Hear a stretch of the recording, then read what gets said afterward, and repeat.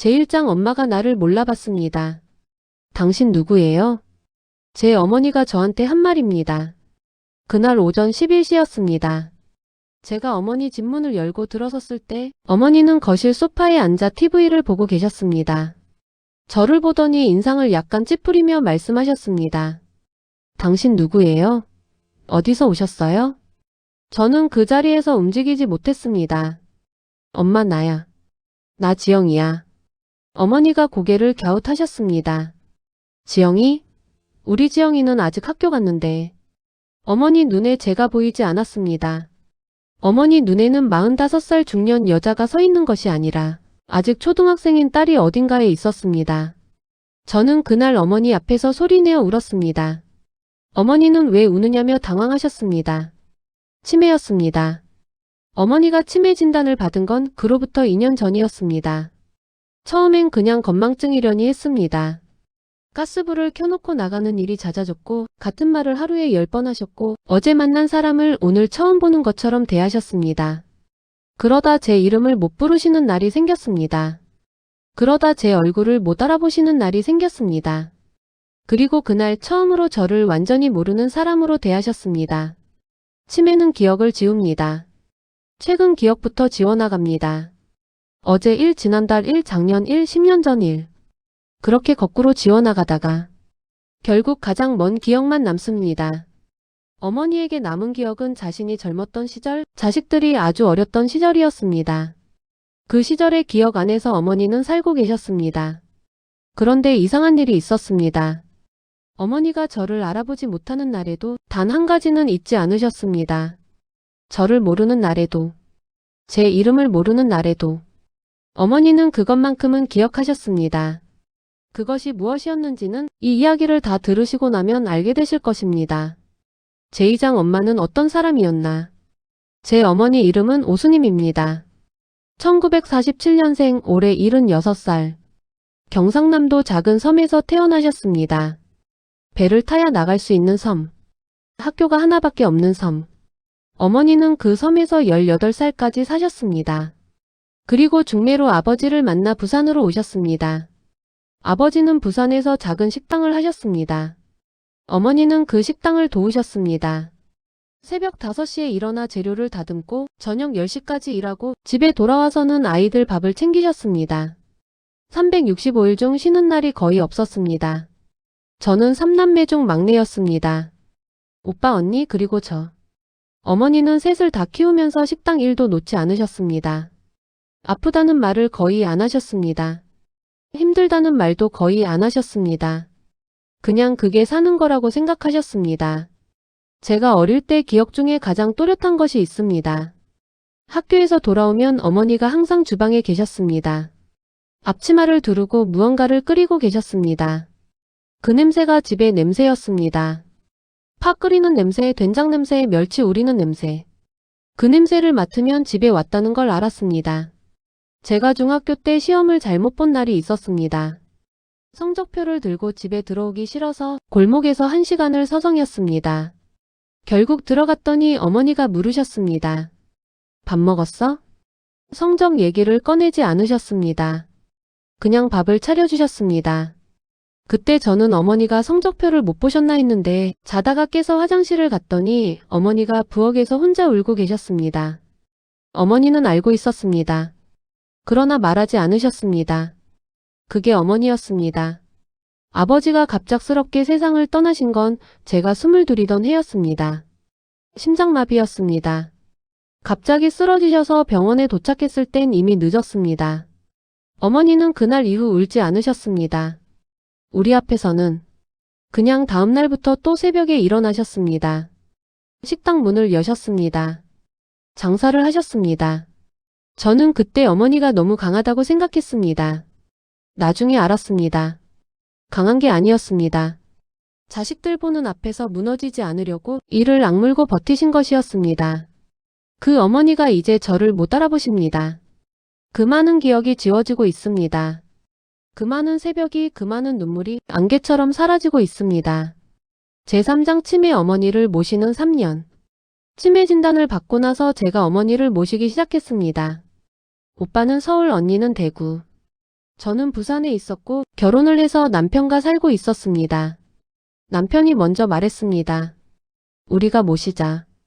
그 말에 저는 울었습니다. 고마워서 울었는데 막막해서도 울었습니다. 처음엔 그래도 괜찮았습니다. 어머니가 가끔 헷갈리셨지만 대화도 되고 밥도 드시고 산책도 하셨습니다.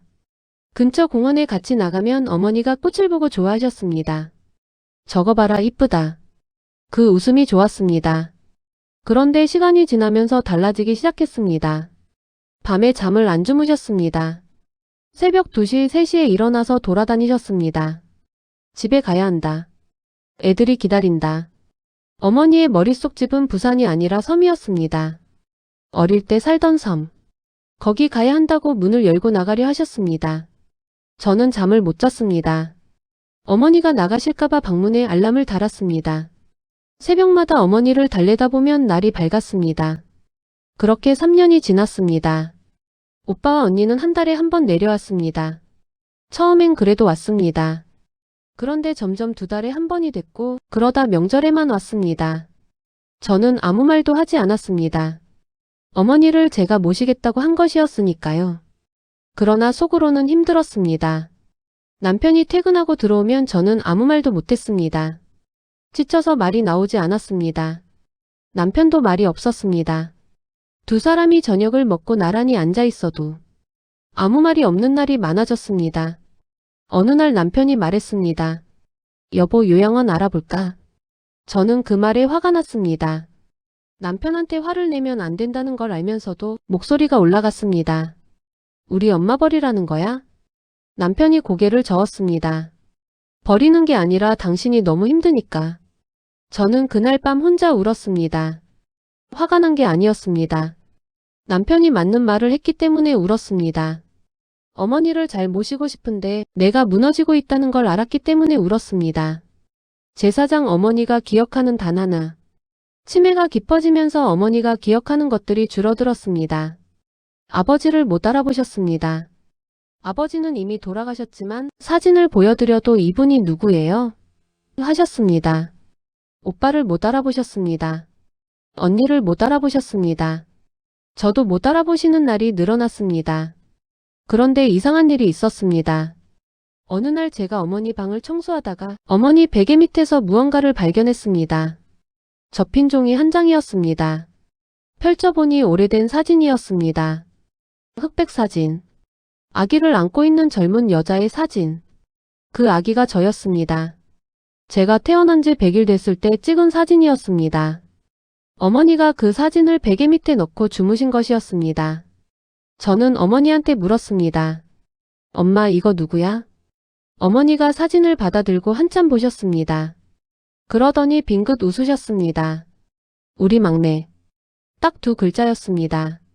저를 못 알아보시면서도 이 사진 속 아기는 알아보셨습니다. 이 사진은 지워지지 않았습니다. 그 뒤로 저는 그 사진이 어디서 왔는지를 추적했습니다. 오빠한테 물었더니 어머니가 수십 년 전부터 그 사진을 갖고 계셨다고 했습니다. 이사를 할 때마다 그 사진을 먼저 챙기셨다고. 지갑 속에도 있었고 수첩 안에도 있었고 어딜 가도 그 사진은 어머니 곁에 있었다고. 저는 그 말을 듣고 한동안 서 있었습니다. 어머니는 모든 것을 잊어가면서도 100일 때 찍은 막내 사진은 잊지 않으셨습니다. 아무리 기억이 지워져도 그것만큼은 남았습니다. 모성이라는 것이 치매보다 깊었습니다. 그날 저녁 어머니가 저를 또 못 알아보셨습니다. 당신 누구예요? 저는 이번엔 울지 않았습니다. 대신 어머니 옆에 앉아서 말했습니다. 저 막내예요. 어머니가 잠깐 눈을 가늘게 뜨셨습니다. 막내? 네, 엄마. 막내. 어머니가 손을 뻗어서 제 손을 잡으셨습니다. 꼭 쥐셨습니다. 그 손의 힘이 어머니가 가진 마지막 기억처럼 느껴졌습니다. 제후장 어머니가 마지막으로 부른 이름. 어머니의 병세가 나빠졌습니다. 밥을 잘 못 드시게 됐습니다. 혼자 걸으시기 어려워지셨습니다. 말씀이 점점 줄었습니다. 그러다 어느 날부터 거의 말을 안 하셨습니다. 저는 요양병원을 알아봤습니다. 남편 말이 맞았습니다. 집에서 모시는 것이 한계였습니다. 어머니에게도 전문적인 케어가 필요했습니다. 요양병원에 어머니를 모셔다 드리던 날, 어머니는 제가 어디 데려가는지 모르셨습니다. 그냥 차에 타고 계셨습니다. 창밖을 보시다가 어린아이처럼 나무다 하고 말씀하셨습니다. 저는 운전을 하면서 눈물이 흘렀습니다. 닦을 수가 없어서 그냥 흘렸습니다. 병원에 짐을 풀고 간호사 선생님께 어머니를 맡겼습니다. 어머니가 낯선 침대 위에 앉아 계셨습니다. 작아 보이셨습니다. 그 크고 강하셨던 어머니가 이제 이렇게 작아지셨습니다. 저는 엄마 나 갈게. 내일 또 올게. 하고 말했습니다. 어머니가 저를 쳐다보셨습니다. 무슨 말인지 이해하시는 것 같지 않았습니다. 저는 일어서서 나가려고 문 앞에 섰습니다. 그때 어머니가 말씀하셨습니다. 아주 작은 목소리로. 지영아. 제 이름이었습니다. 몇 달 만에 처음 들은 제 이름이었습니다. 저는 뒤돌아봤습니다. 어머니가 저를 보고 계셨습니다. 눈빛이 아주 잠깐 맑아졌습니다. 치매 이전의 눈빛이었습니다. 그 눈빛으로 저를 보시면서 어머니가 말씀하셨습니다. 잘 가라. 그게 어머니가 저한테 한 마지막 문장이었습니다. 그 뒤로 어머니는 더 이상 말씀을 하지 않으셨습니다. 제 이름도 다른 말도. 그 잘 가라가 마지막이었습니다. 저는 그날 병원 주차장에 앉아서 1시간을 울었습니다. 서럽지 않았습니다. 이상하게도 서럽지 않았습니다. 어머니가 마지막 남은 힘을 다해서 제 이름을 부르셨다는 게 너무 감사했습니다. 모든 것을 잊어버리면서도 가장 마지막 순간에 남은 것이 제 이름이었다는 게, 그게 어머니가 저를 사랑한다는 말이었습니다. 말로는 평생 못하셨지만 마지막에 그렇게 말씀하셨습니다. 제6장 엄마 나는 괜찮아. 어머니는 요양병원에 입원하신 지 8달 만에 세상을 떠나셨습니다. 주무시다가 조용히 가셨습니다. 새벽이었습니다. 병원에서 연락이 왔을 때 저는 자고 있었습니다. 전화를 받고 달려갔을 때 어머니는 이미 차갑게 식어 계셨습니다. 임종을 지키지 못했습니다. 그것이 오래오래 마음에 걸렸습니다. 마지막 순간에 제가 곁에 없었다는 것이, 그 죄책감이 오래 남았습니다. 장례를 치르면서 오빠 언니와 함께 어머니 물건을 정리했습니다. 요양병원 작은 방, 옷 몇 벌, 수건 그리고 베개. 베개를 집어두는데 밑에서 그 사진이 나왔습니다. 요양병원에 오실 때도 그 사진을 들고 오셨던 것입니다. 아기 때의 제 사진. 흑백 사진. 어머니는 그 사진을 여기서도 베개 밑에 넣고 주무셨습니다. 오빠가 그 사진을 보더니 고개를 돌렸습니다. 언니가 입술을 깨물었습니다. 저는 그 사진을 두 손으로 들고 가만히 있었습니다. 엄마. 나 여기 있어. 지금 여기 있어. 그 말이 입 밖으로 나오지 않았습니다. 사람들은 치매를 흔히 이렇게 말합니다. 살아있는 죽음이라고. 기억을 잃는다는 것이 그 사람을 잃는 것과 같다고. 어떤 면에서는 맞는 말입니다. 그러나 저는 이 이야기를 통해 다른 것을 배웠습니다. 사랑은 기억보다 깊은 곳에 있다는 것을. 뇌가 잊어도 손이 기억합니다. 말을 잃어도 눈빛이 기억합니다. 이름을 잊어도 마지막 순간에 다시 불러냅니다. 어머니는 저를 잊으셨습니다. 그러나 사랑하지 않으신 적은 없었습니다. 그것을 이제는 압니다. 그것을 알기까지 너무 오래 걸렸지만 그래도 알게 됐습니다. 지금 이 이야기를 들으시는 분 중에 부모님을 요양원에 모셔드린 분이 계실 것입니다. 임종을 못 지킨 분도 계실 것입니다. 죄책감을 갖고 계신 분도 계실 것입니다. 말씀드리고 싶습니다. 당신이 곁에 있지 않아도 어머니는 당신을 기억했습니다.